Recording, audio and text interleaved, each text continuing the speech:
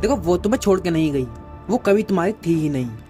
सबसे डेंजरस होता है रियलाइजेशन कि तुम जिसे प्यार समझ रहे थे वो सिर्फ अटैचमेंट, वैलिडेशन या कन्वेंसेस था।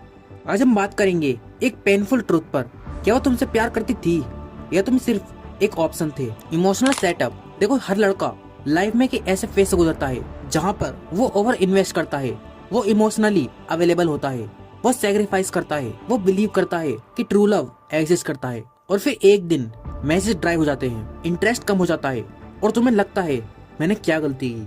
लेकिन रियलिटी ये है शायद गलती तुम्हारी थी लेकिन प्यार में नहीं। Love versus attachment.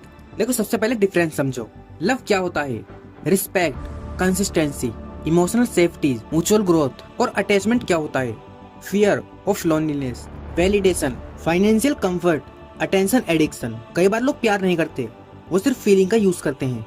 तुम उनके लिए इंसान नहीं होते, तुम उनके लिए इमोशन सप्लायर होते हो। अबे part 2, the psychology of being used. और ये समझो ध्यान से, लोग किसी को तब तक रखते हैं जब तक उन्हें अटेंशन मिल रही हो, इमोशनल सपोर्ट मिल रहा हो, गिफ्ट्स, मनी, रिसोर्सेस मिल रहे हो और एक बैकअप ऑप्शन मिल रहा हो। ये कॉन्शियस भी हो सकता है और ये सबकॉन्शियस भी हो सकता है। कुछ लोग खुद भी जानते हैं कि वो यूज हो रहे हैं, उनके लिए तुम थेरेपिस्ट हो, एटीएम मशीन हो, ईगो बूस्टर हो, सेफ्टी नेट हो, लेकिन पार्टनर नहीं। अबे part 3, science she never truly love. तो हमेशा ज्यादा एफर्ट करते थे।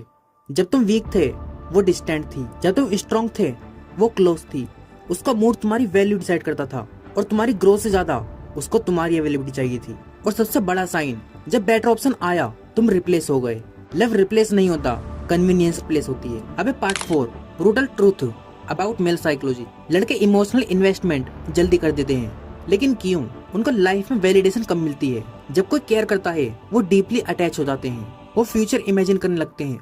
लेकिन हाई वैल्यू माइंडसेट क्या करता है? वो ऑब्जर्व करता है, वो टेस्ट करता है, वो टाइम देता है। अटैचमेंट फर्स्ट होता है लेकिन लव स्लो होता है। अबे पार्ट 5, रियल ट्रांसफॉर्मेशन। अगर वो तुम्हें छोड़कर चली गई तो शायद गिफ्ट देकर गई। उसने तुम्हें दिखाया तुम नीडी थे, तुम सेल्फ रिस्पेक्ट कॉम्प्रोमाइज कर रहे थे, तुम खुद को इग्नोर कर रहे थे। अब चॉइस तुम्हारी है, तुम्हें विक्टिम बनना है या वर्जन 2.0 बनना है। जिम जाओ सिर्फ बॉडी के लिए नहीं, डिसिप्लिन के लिए। स्किल्स बिल्ड करो सिर्फ पैसे के लिए नहीं, आइडेंटिटी के लिए। साइलेंस रखो सिर्फ ईगो के लिए नहीं, क्लैरिटी के लिए। और एक पावरफुल एंडिंग, वो तुम्हें छोड़कर नहीं गई, वो तुम्हें जगा कर गई। ट्रू लव चेज नहीं करता, ट्रू लव अट्रैक्ट होता है।